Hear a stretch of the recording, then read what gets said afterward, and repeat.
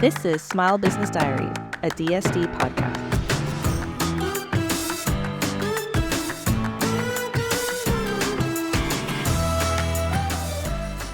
All right, welcome, Dr. Steve Truong. How are you? Doing great. How are you, Maria?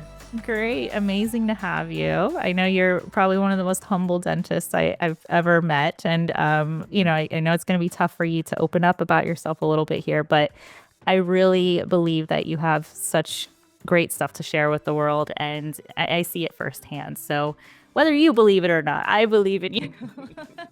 Yeah, no, I'm so thankful. I hate this stuff for sure, but I'm happy to be here to share, and thanks for believing in me, for sure. Absolutely. Would you start off the conversation just kind of giving us a background of who you are as a person, who you are as a dentist, and what your practice is like today? Sure. Obviously, we'll try to do some highlights here, but overall, came from immigrant family, Vietnamese family. Moved to Tulsa. Yeah. Yeah, represent. And then born in Tulsa, Oklahoma, and end up going to college at Oklahoma State, and then dental school at University of Oklahoma here in Oklahoma City. Met the wife. She won the arm wrestle, and so we're here in Oklahoma City. So. Anyways, a lot of humble beginnings and stuff, but in the end, we have a practice here in downtown Oklahoma City. Started from scratch, and try to create something different. And we literally, when we opened, though, we had our mindset of like, hey, if this doesn't work out, we just go bankrupt and we'll just go out. We'll go in the outskirts of town, still be a dentist, and that was the mindset we had to have to come in Yeah. here. I think everybody else kind of thought it was crazy, kind of just going back into the city and starting from scratch and stuff at the time, and it was so we just didn't know what was going to happen. And fast forward, fortunately, the city grew as we were hoping, and here we are with a practice downtown with two other associates, and kind of just growing and expanding, and that momentum has surpassed anything that I foresaw. I literally was like one man chef kitchen. Just if this works, Wow. great. I see one patient, that'd be wonderful. If anybody can believe in me, that's great too. And then let's move from Yeah. there. And here we are. Like I said, surpassed all our dreams and stuff to be Oh. here with multiple. Even to be Well, sitting here with you, it's crazy. So oh my very good. goodness. Well, I can say that you definitely built that and earned it yourself, right? I mean, Yeah. you mentioned something like you had that mentality of like this has to work or nothing, right? Yeah. I think that's important. That's I think majority of successful people have that mindset, right? It's like there is no Mhm. other option. And so Yeah. that's very admirable that you were able to do it and show proof of it at this time. Um, can you tell me? You said you strided for an office that was different than others. What was your thought process in that? Like, what exactly was it that you were trying to go for? Well, actually, we had associateships, and we worked for corporate, and we had like maybe 5 years of just being out and working on our craft, and just going through experiences. Again, not too much vision, but as we um, as we were going through that, I felt like there's something else that could be done for our industry, and just at least take an attempt to try to create that.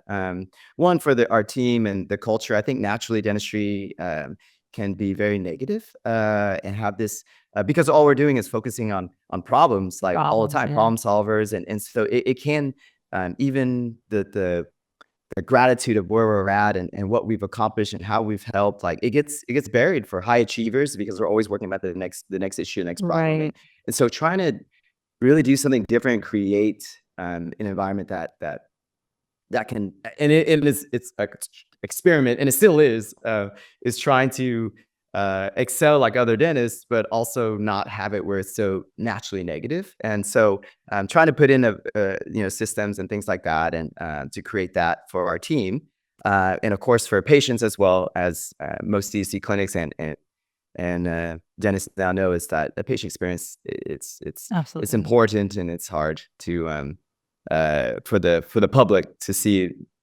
us as negative and enemies and stuff like Right. that. So try to change that as well. So those two are the main vision points that we're trying to change through some of Yeah. our systems and stuff.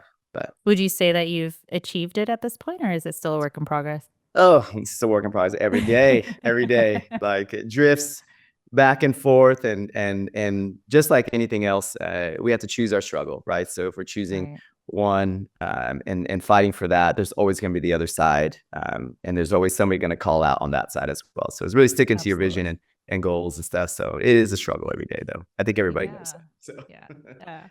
Yeah. Well, you may have all the answers. Who knows? right. As my Um, gray hairs, no, yeah. there's definitely There's there's an no gray earning for hairs. sure.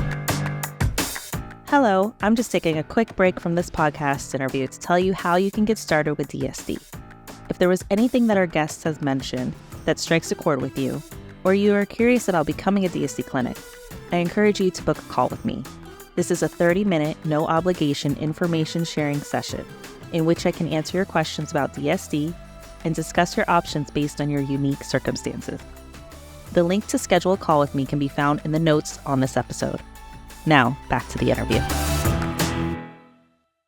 So, that perception for the patient to come in a different mentality, in a different state is what it sounds like you're trying to achieve is like something like Mount Everest that you're trying to accomplish in dentistry Mhm. because there's so many influences out there that go against you in this regard from the movies, from the childhood experiences and all these things that take place, right? But looking from the outside in what you're doing, there's some pieces that I feel have really contributed to that for you before they even get to your office. Can you explain, like, what are you doing specifically before even having to talk to the patient? How are you getting this idea in their minds that, hey, we're different than others? Um, I really think it's I mean, Christian talks about that, and this is the reason why I think we resonate with DSD and all the things. But I think it really wasn't like trying to be like stand out, but more like readdressing the barriers that patients kind of have and trying to recreate those touch points, and and just go through that list and study that, and then really just find solutions on each of Mhm. those touch points. It's kind of like but it's never one fail swoop of like, man, if I made one awesome website, everybody's like, oh my God, I'm not scared of dentists anymore. So it's one of those Yeah. things that like I feel like it's the small things. Let me give an example, I guess, would be if patients like they think dentistry can be scary, um, and clinically, and they don't like, so some are social media, which we've also got feedback on, but our social media doesn't really focus on as much on the clinical standpoint. So we don't show a lot of like before, after, or Mhm. really kind of surgical things and all that stuff. And so when people are looking for us, we just felt like the anxiety side of it, we would try to just one little touch point there is like, hey, let's not show them like too much of what we're doing to their teeth or to their stuff. And so Yeah. and be intentional there. And people also like enjoy coming to the dentist where people are more like, I don't know, have a better attitude and they come in. And so we wanted to show that a little bit more, that I think offices have that in there, but they just they don't, um, they don't show that joy and that Right. gratitude as much, I feel like. So we're just trying to just pivot on small things like that. And like I say, if it works, it doesn't work, we don't know. It's an experiment half the time. And then it's As like, everything is. yes, I mean, that's really what it is, but that was just our vision and mission, and so to answer your question, it really isn't one fall swoop. Even the website itself, like, we try to just show a little bit of, dynamic to each of our team members. Most, I think, websites, it's just easier and less costly, when you don't put your team on there and you just put "meet the doctor" because the team usually Mhm. rotates, through. And Yeah. so I would love it for not have to do new profile photos every time, or we like have to pray and Right. all. But again, according to the vision, the mission is like, let's show them that like the smiling faces of our team, and Right. really Right. what their hobbies are. So small thing like that, and then we just go from there. Again, just testing it out, and we don't know if it works or not, but we just Yeah. stick with it. So So you do invest in every time you get a new employee, you invest in that portfolio or that profile of the person to to humanize, right? To give that human touch. Is that safe to say Yeah. for your strategy? Uh-huh. Yeah. I Yep. Yeah. I'm really happy that you brought up your website because DSC is very involved with marketing and the first impression and attracting patients. So part of our marketing team actually pointed out to me because they're like, "Oh, you're going to be talking to Steve. You got to mention this." So Okay, I'm kind of nervous about this. Okay. like We'll see. it's good. It's good. You got major compliments on your website, which is a huge one, right, from a marketing team. So, Yeah. one of the specific things that we could tell that you do different, and you already said it, but is is give that perception of, hey, we're not your traditional dentist. We're different, right? And we exhibit this fun, just good spirited energy throughout. And uh, so when you scroll across your profile photo on your about me, you Yeah. know where Yeah. I'm going. There's an image that pops up out of the blue, and it catches your eye, very orange. Yeah. Yeah. Yeah. And so you have like this goofy image that you so there's like the serious professional image, you scroll Mhm. over it, and then you have this bright orange hair and big glasses and big smile, and it really shows that goofy side of you, that playful side that I think eliminates the barrier of that fear, right? Which is one of the number one causes that patients don't even show up. So Mhm. doing that, we think it's brilliant, honestly, Steve. I think you've untapped something that a lot of offices should consider is be vulnerable, show that Mhm. goofy side. And so would you explain the thought process behind it? Like, how did you come to that? Because it's just genius to us. Uh, honestly, it was random, but you're right. I think it was still part of that vision of like, gosh, one of the barrier touch points where like we can do a serious professional because we all, and including me, like Mhm. I would love our professionals that we're paying service like to be serious about their job, Right. and be good at it. And so that part's important. But also like it does humanize, like you kind of mentioned there. I mean, it's like we're all humans, and I think one of the barriers is like meeting a dentist that isn't caring or isn't human, or that just comes in and fighting the stigma of like us, the dentist being greedy and they Right. come and just not uncaring, a lot of anyways. And so that was kind of like, all right, how do we show them that we are Mhm. just as human as you guys are, and have a good time, and also you know um enjoy having whenever we're off time, what do we like to do as well. So it's really kind of exposing that. Obviously the orange is, it could be translated different. Oklahoma State was my I alma see. mater, was one. The OKC Thunder also has some orange in there. I think the basketball is just my own hobby. And anyway, so that just came up to it. I don't think there's any theme of like that's who I am as like Okay. at night or anything like that. Yeah. Steve with I just day. yeah. Like stage Wild name man of at night. sorts or anything. Yeah. So what's what has come out of that? Have you had any experiences where patients were like, "Oh, this was what made me want to come here," or has it shown results? Yeah, I mean, I think they don't specifically call out that photo, but I think most of the people that come in, when we ask them, it's like, hey, what, there's so many, we're downtown, like, why'd you choose us? Just they said, yeah, they're creeping on us, and they just seem like the vibe was just friendly, and they weren't as afraid. I mean, and it Right. somehow, like I said, I don't know if it's that photo or just all the small touch points added in, but it does give them a little bit, at least removes those barriers for those particular patients, right? Yeah. But maybe the ones that it might be pushing, those that are like, I want professional, best of the best, top dog, 90 awards over their names, like scrolling kind of thing. Like we just didn't, even if our awards like that we have, we don't really, I don't know, just show that too much, because it really doesn't matter. It's really a person caring for another person. And I feel like Right. that was the message that we kind of really wanted to show. So And I would assume that, those patients that you lose, if you want to call it that, mhm, by not being that, degrees on the wall person, mhm. or at least portraying that to the audience or the patients, right? Um, I would assume that that would create a different atmosphere in the office too, because of the type of patient that you're getting now. Have you Yeah. experienced anything like that? Yes, yeah, no, you nailed it.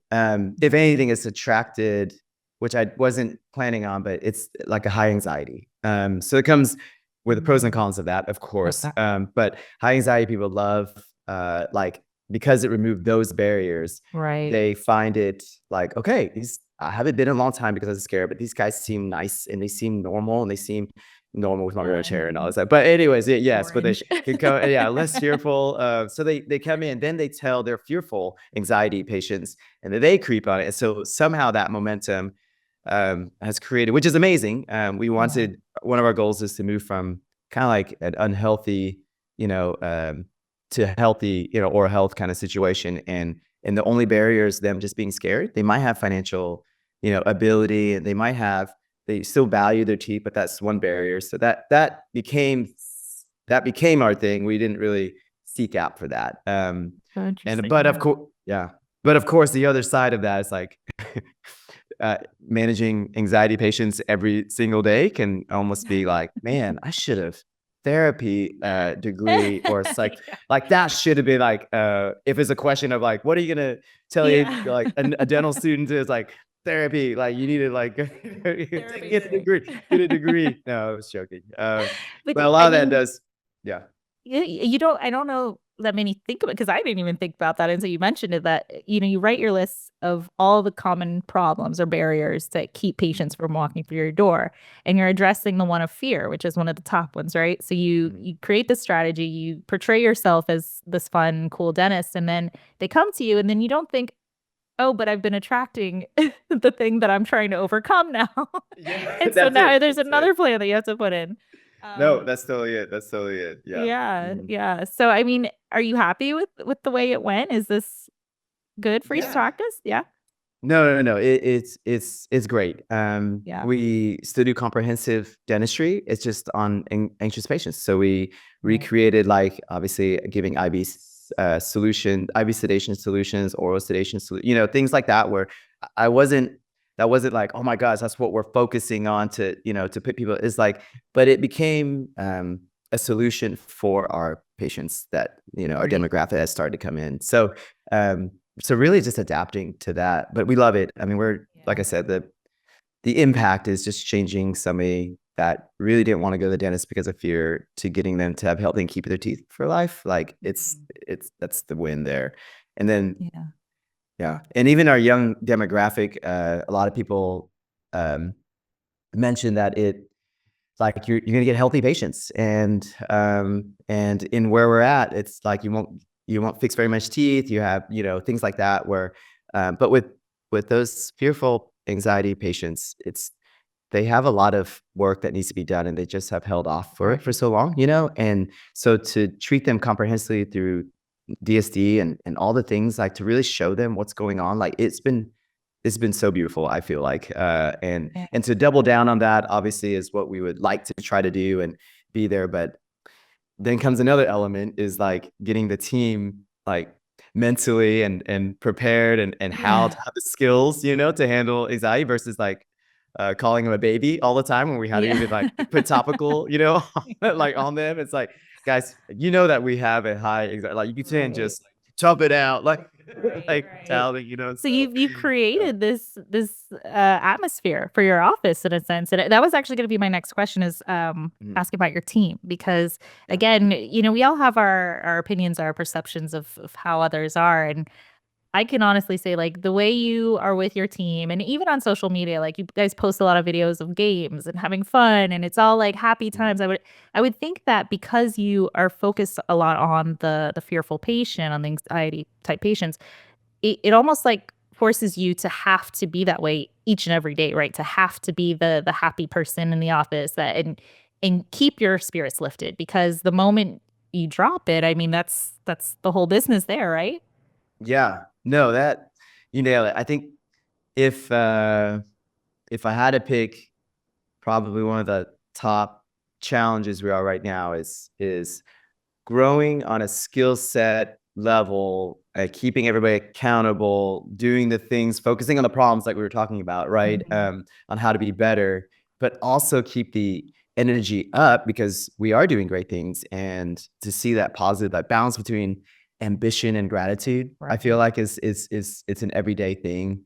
Um, and yeah, you're right though. But overall, like I have to be the one that shows up and like energy, not problems on my shoulder, not like we're gonna be Yeah. grateful and we're gonna move forward with the energy so they could feel it from us too. But it's so important because the patient, as you know, they walk in and front desk is like, hey, how are you? And they're happy, like it's like they're gone. Like and like Yeah. with our patients, they're like, man, I thought this place is like high energy. So expectations are high, when they're coming in sometimes if they're looking for that. Yeah. So How do you it's from the top manage down. that though? If somebody's just having an off day, or just Mhm. something happened in personal life, let's say, and it's affecting them in their job at the moment, Yeah. how do you manage that? We just fire them, and we just no, I'm sorry, no, I'm joking. Don't take that as advice. No, That's please it. go. No, it's yeah, Okay. that's it. It's black and white. No. It's really honestly just meeting them where they're there. Now, in the past, it was definitely with the small Navy SEAL team. I was able to be there when those times come, and we just have conversation, and we just literally just have like heart to hearts. And if something's bothering and you can't just shake it, then we just move positions. If you need to be out, we'll sub out and do certain things like that. But the patient experience like has to come first, and so they should understand that. And we can usually discuss that, and they would understand that. And we want to be there for the team as well because you can't be perfect and happy all the time. So Right. and then creating a team that can sub out. I think that's really another part of the logistics side of that Mhm. is that if you can't if it's too much for you right now, like our motto is like if somebody's having a bad day, like let them borrow your energy for that because when you have a bad day, you're gonna need them Right. to kind of like borrow it. So that's kind of the mentality. But as we're growing larger and larger, I think the struggle is just being there in time. Like I Yeah. think um, team members, I can't hear anything like I used to. It's like leading a Navy SEAL team is very different skills than leading an Army kind of scenario. So it's you give and take, like I said, with regarding the balance of choices there. So Yeah, and I mean, you've grown tremendously, I believe, since you first opened, right? And now today, you have a pretty big staff, I would assume, or say. Can you yeah. just lay it out for everyone to understand, like how your office is running today, how many team members and all that? Sure, we could. So we started with, like I said, from scratch. So it's just me, cleaning the bathrooms, answering the phone calls, Yeah. doing cleanings for you dentists out there that are doing Right. cleanings and stuff. I know how that feel, um, and uh, and we just kind of built from there. The Into a Navy SEAL team, and then it was good. I mean, we were able to like move, be productive, a small team, effective, and then as we grow and the growth challenges that come up, as we add new players, add more skills, and really balancing just the multi generational culture, like. Everybody is just so different, and they have The and wokeness.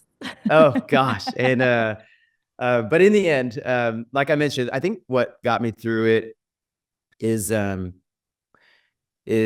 the mentality of like I didn't expect to even have like the six team, like the 6-man team and the 1-man kitchen, and the fact that we're growing has Low exceeded. expectations. Yeah, and maybe the idea of like I've already been through the worst kind of thing, so it's like that mentality, and so if the challenges come up as it grows, that's like I have to keep that energy that you were talking about. It's like I have to understand like that I've been through worse. Like this started from scratch from nothing. Like I was cleaning the bath, like having somebody help me Right. do that right now, or paying somebody to do this, like Aw. that's already a positive. So that's the only way that I can like find that energy, or else I'll just be Yeah. looking for the next like problem. And so as we Right. grow, again, a little bit at a time, facing the challenges, facing the failures, facing the new stuff, like, and then we just, anyways, I've gotten to this Yeah. point where we have 25 team members now. As I mentioned, 2 associates, and that like that was definitely not the vision. I thought I just can um, like take the risk myself. And last thing I want is to if this thing doesn't do well, like drag somebody else down with us and stuff like that. So I was Right. like, nah, let's just lay it on our backs. But I think the biggest hardest part is like trying to just distribute that energy and what we're shooting for. So Yeah. Yeah. So, mhm. y I mean, I know you can help pick up your team with the energy, but when you are not feeling it yourself, who covers for you? Well, now that we've grown to, this year has been a big year of trying to develop like a structure for leaders and other things. So we try our best to still have that mentality of like, guys, you guys have to like be the ones that carry that positive energy and all the things. But it's still tough. I think in you're fighting the multi-generation, everybody's mental space there, along with the industry of always being negative. So you're like double fighting. So the bigger we are, like the bigger the battle. Yeah, So to answer your question, it's people sub in where they can, I see. and we sub But in. that's what makes a good leader, right? Is that you sacrifice yourself really for your company and your team, and it shows very Mm, well through you. So, one thing that you mentioned and I'm gonna rephrase it because this is how I heard it, but maybe you mhm, can expand on it. I see a lot of controversy in how dentists and the team, the relationship there, and there's more than one side, right? And I've seen sometimes that dentists will assume the role of just being ungrateful for certain people or certain tasks and a lot of complaints, right? That negative energy you're talking about, it can drown you really easily. And I see sometimes dentists get trapped in that where they're like, oh, my assistant called off again, or this happened again. They didn't get the right instrument. And the reaction is different than what I see from you and your team. And the one component that I feel you carry that I would love to see more in dentistry, and I think that you are pioneering it, honestly, is the gratitude piece. Like you said, you did everything yourself, cleaning, scrubbing the bathroom floors and all that. To look at your team and say, I'm so thankful for you, even in your flaws. I think that's something we don't see much of in dentistry, unfortunately. And I would personally, I've worked in the office myself, and I've been on the other side, so I've seen it firsthand. Do yeah. you have anything to say on that? Is there anything you could Yeah. share on your opinion? Honestly, I even before this podcast, I was thinking, I was like, why am I even like nervous about the podcast? So that's how deep it kind of went, and like what wires me or what events kind of made me like just be this embarrassing slash humble or whatever, if you want to call it that way, is and I think I found where it was at. And I think it resounds, sorry, it will answer your question throughout time. No worries. But but it started with when I applied um, to dental school. And so during my past, it was always about well-roundedness. Like I hung out with different groups of people. Like our high school graduated 1,000 people. It was typical like Mean Girls kind of show where like you have the cool Asians and you have like the get like the all the different like genres of groups of people. Like I hung out with all of them. And so being well-rounded was my main goal until I applied to dental school, and I thought my GPA and my well-roundedness is going to be good enough. And so I applied, didn't make it. Second time, I was like, well, maybe I'll just do it again and try, and didn't make it. Third time, also finally didn't.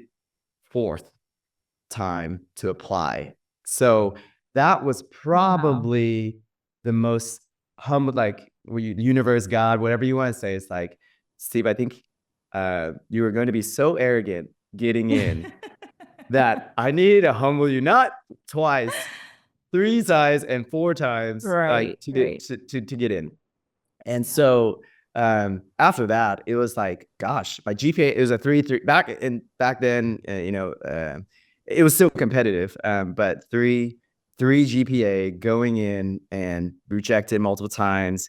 And I just thought to myself, like, dang, man, I'm like, I finally realized that I'm not really maybe that smart. And so that like triggered me um, to go on this deep, like, hey, I'm never like, the scarring me is like, I don't think I'm gonna be smart enough to hang with these guys. So let's double down on education. So if somebody's reading it once, I gotta read it four times. If somebody's like learning it with like, I gotta take extra CE. And so after that, like, I think the growth, the mentality of like always being the smallest fish in the biggest pond, Mm. and accepting failure and almost getting used to almost like that's what I enjoyed being, because I was so comfortable there. Right. And so I just grew, but I learned, and I like study. It forces me. I was like, man, if I don't learn, like take these 9 different courses, before I go and treat this patient, what, and I think through time that ended up creating who I am today and my clinical skills and all that stuff. But it wasn't from a natural standpoint. I think it was more of a, like I wasn't enough. Like it started that. And then the hunger for knowledge and CE and all the Right. things, that's what helped me get the confidence back. So therefore I hope to have a little more like confident humility to it. But in the end, or in the beginning, it started like that.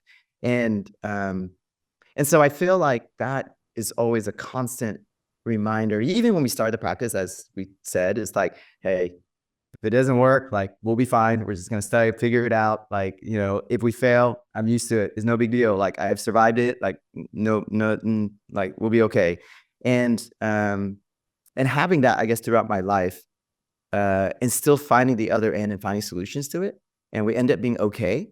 Really like I think prime my mind. And so then comes the team. Back to your question, is like, so when team members have the same like failure judgment, like mentality of nitpicking and all the things, I have this like, I don't know why, or when we have this one-on-one, if somebody brings up like, hey, she keeps bringing this up or something, then we just have a heart-to-heart one-on-one. It's like, hey, is there something else, like, but is this person like not? And then we just go there, and usually it rolls into have you, like, what's your failure? Like, what's your weakness? What's your strength? Is somebody else covering for you? Like, what's going? So it ends up being like a very like heart-to-heart conversation of like being understanding, empathetic. Are you perfect? Are you casting the first stone? Like, look at us. Like, You're like replicating your own like right. conversation with yourself to others. Got it. That's it. That's Yeah. it. And so, but I didn't realize that, right? It's just that empathy, or that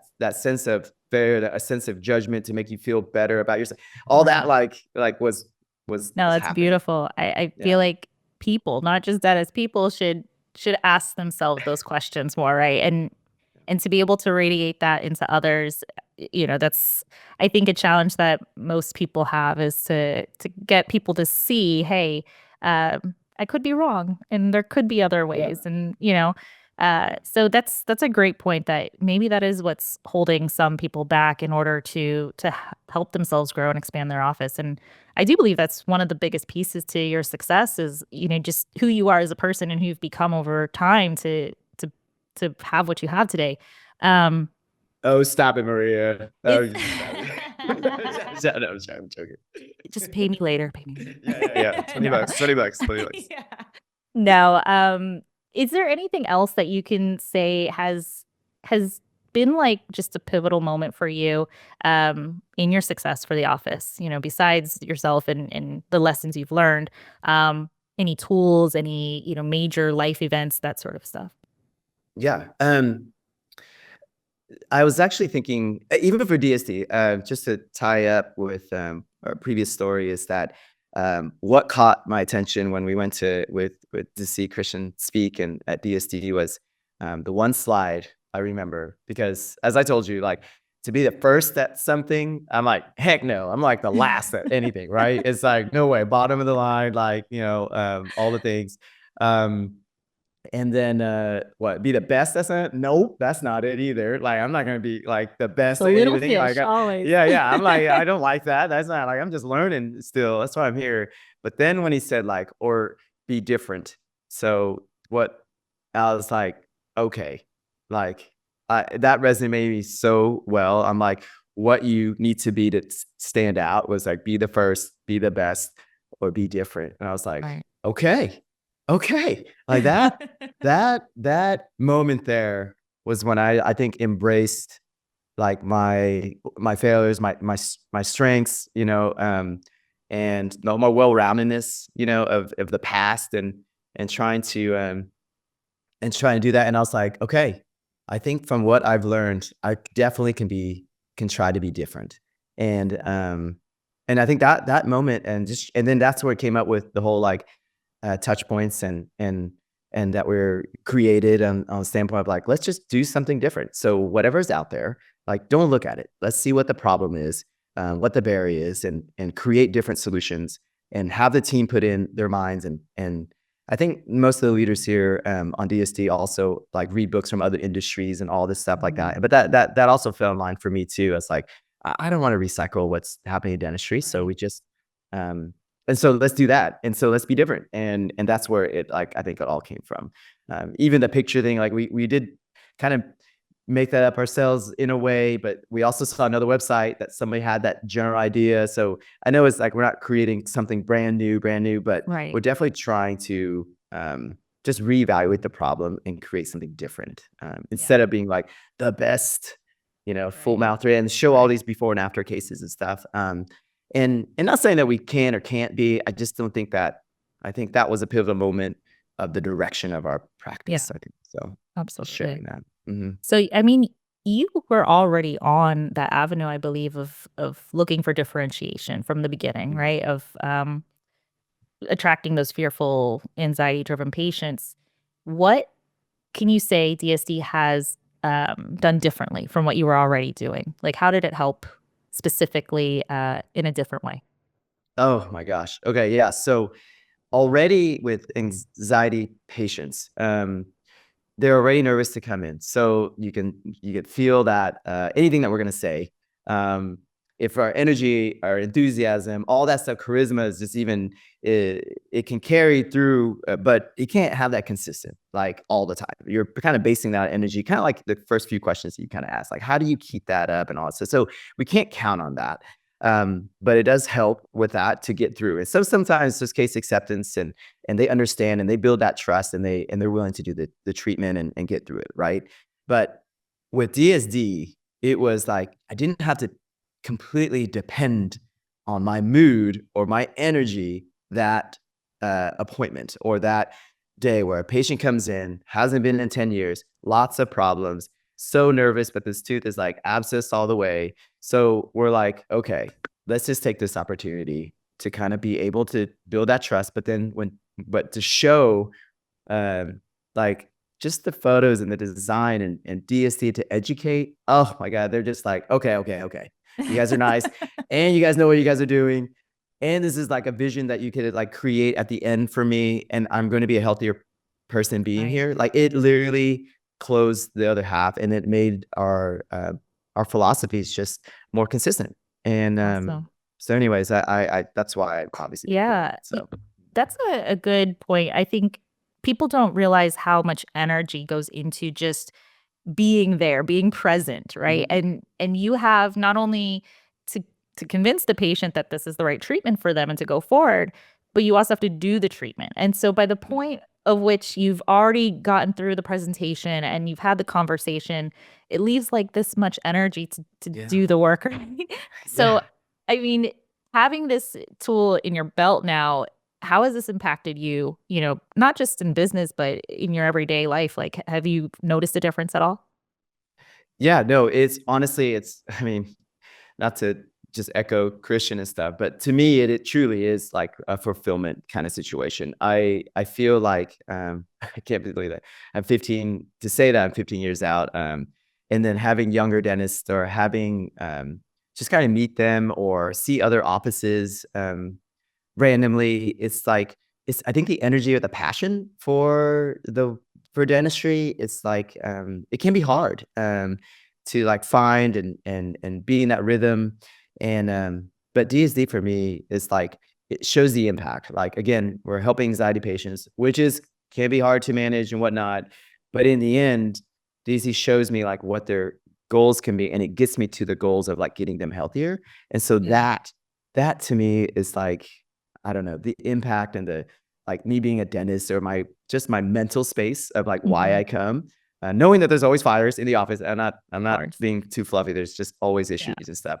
But the idea of that like carries me through and like being proud of our profession. So I don't know, the price we pay to be, all the things, it's like, it's worth it to me because it's kind of like, I don't know, life changing, I guess, on that part. So Absolutely. Thank you for sharing that.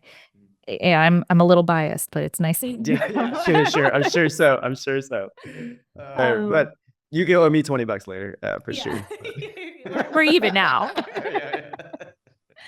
Yeah. We're getting towards the end of our time, and I want to ask you a question from a previous guest. Now we're doing something new where we're linking all the conversations. So, Okay. what are your thoughts on AI in dentistry and AI in general? How are you Oh, using it, and your opinions on that? yeah. Um, I think it's awesome. Um, I think AI used um, for efficiency, it can be used for both efficiency and efficacy. And I think that's what we strive for. Um, in general with systems and businesses.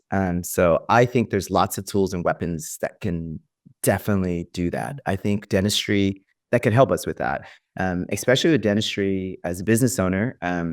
It can be very busy. So buying time back is for a balanced life with kids and trying to be best husband, best kid, best father, best like dentist, best employee. Like there's just so much of that, and most of that just deals with having time to have a conversation and communication with that, whoever, um, whatever hat you have on. Right. But AI to me will be that like helpful or that solution to buy some time back and still not lose the quality. Now, with that said, that's with me believing that above all, like relationships and human interaction, I do feel that that will always be the core of it all, and that's why we're using it. I think that's really, I think the secret, if it goes astray, is using AI to not improve those things. I think could be a problem. Yeah. So, Are you using any AI tools today? yeah, we actually just bought microphones. I don't even think we have one here, but like for our operatories to help dictate notes because there's been an Oh, accuracy issue and all the things. So to kind of hear out what our conversations, because we are basing a lot of our appointments based on log education, conversation, their responses. Again, we're doing anxiety right. patients, so we want to listen. But to document all that, it's like, oh my gosh, it's like Yeah. hire a medical scribe. And so it's like, usually we have this an hour conversation and the notes usually say, patient wants tooth filled. They'll come back next time. See you later. So it's like, But wait, but that's all you got. That's all you got. but the beauty of AI too is, you can say what you need to say. Patient came in, needs a filling on tooth number 30, blah, Yeah. blah. Say this more professionally and more, Yeah. No, that's it. like Yeah. intricate Yeah. or, Yeah. and you Yeah. just give it instructions and then you have a beautifully accurate written note and Yeah. you're not even typing it, right? It's Yeah. automatically transcribed. Yeah. So Yeah. it's a really Yeah. cool way to use No, it. it's like tooth just blown out. It's like, I don't know that really, I don't know that would go well in court in any way Yeah. what they knew what that meant. Patient won't But we're stop good. talking. Yeah. Do you see your shoes? I know. Yeah. But no, AI, I love it. I think even when it comes to the clinical standpoint, I think it will also help us become better clinicians. Again, it's the hard balance between there is going to be when it's become a enabling or a crip, like being like a crutch, The crutch. I guess, on it. That I think that can be probably a future concerns. That we probably Yeah, run I into. agree. But I agree. mhm, yeah. It's wonderful, really. It's replacing, like you said, a lot of the busy work that we do. But when it comes Mhm. down to that human touch and that human connection, there's nothing else but human connection, right? So Yeah. Yeah. I agree with you totally on that. Mhm. Thank you. Yeah. Thank you and No, all for that. sure. Now it's come to that time, and I would love to chat with you more. Yeah. No. But It's I okay. want to point out that, to the speakers, because you're never going to say it, but you are seriously a superstar and you have a beautiful office, a wonderful team. Like, you really have yourself in a good position today. I can tell. And I know that, that winner's mindset will always continuously telling you to do better, to do more, to be more different, Right. and all that. But I just want to take a second to congratulate you on where you are today, and truly thank you for sharing your knowledge with us. Yeah, Maria, thank you so much even for this time and even inviting us. Like I said, it was nervous because the DSD like team and crew is it's the biggest lake that I've been in, and I just am so grateful to be Oh, here. So thank you so much, Steve. yeah.